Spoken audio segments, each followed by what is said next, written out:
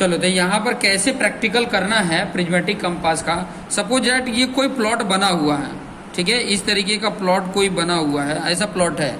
अब इसका एरिया आपको फाइंड आउट करना है, ठीक है, कि ये कितने एरिया में है, ठीक है। तो इसको फाइंड आउट करने के लिए यह प्लॉट नहीं बना है, ठीक है, तो ये पूरे पॉइंट का मुझे एरिया फाइंड आउट करना है। तो कैसे फाइंड आउट करोगे, तो वो लॉजिक मैं बता रहा हूँ। दो तरीके से कर सकते हो, एक तो ट्रावर्जिंग से कर सकते हो, और दूसरा है कि अगर पूरा ये प्लेन एरिया है, ठीक है, तो एक जगह पे मैं क्या करूँगा, यहाँ पर अपने इंस्ट्रूमेंट को फिट कर दिया, ठीक है, और उसके बाद से ये ए पॉइंट है, ये बी है, ये सी डी और ये ई, और ये मेरा जो पॉइंट है वो ओ है।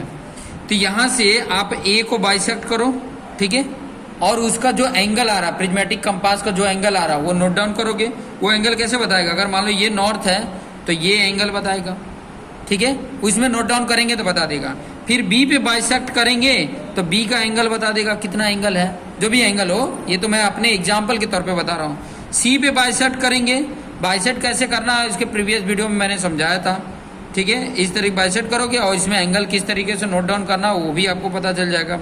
फिर ऐसे डी पे बाइसेक्ट करना है, वैसे ई पे बाइसेक्ट करना है। अब ये ऑब्जर्वेशन टेबल कैसे बनाओगे और लिखोगे, तो सिंपल सा लॉजिक, ये जो प्रैक्टिकल करते हैं ना, इसको मेथड को बोलते हैं रेडिएशन मेथड, रेडिएशन मेथड बोलते हैं।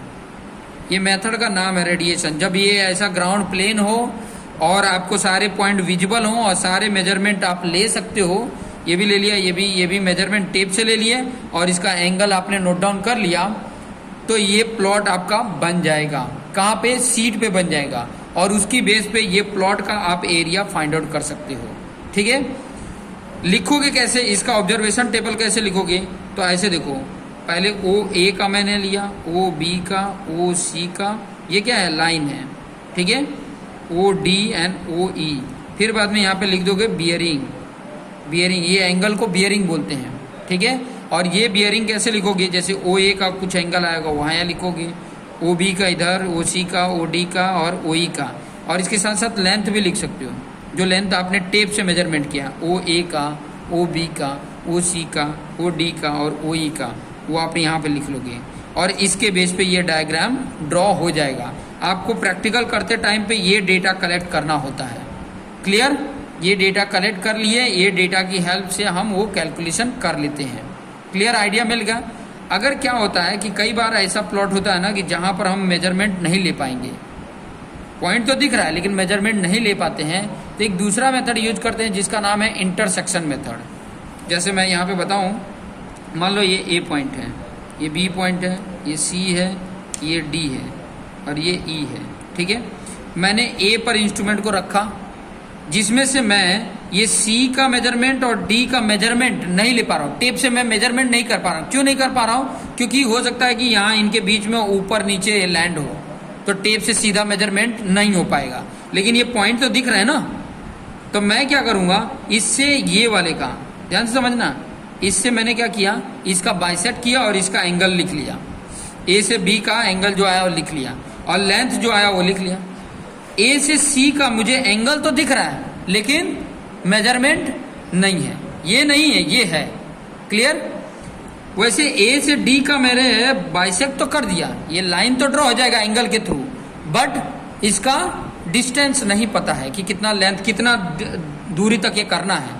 ये लाइन डायरेक्शन में ड्रॉ हो गया, बट कितने एंगल में करना वो तो मिल गया, लेकिन कहाँ पे इसका पॉइंट लगेगा वो नहीं पता, ठीक है।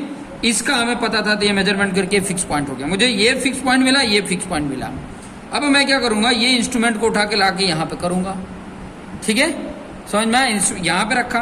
अब मैं यहाँ से, मुझे ये पॉइंट दिख रहा है, डिस्टेंस मेजरमेंट करने की जरूरत नहीं है, ये भी दिख रहा है, तो मैं यहाँ से इसको बाइसेक्ट करूँगा और इसका एंगल मिल जाएगा।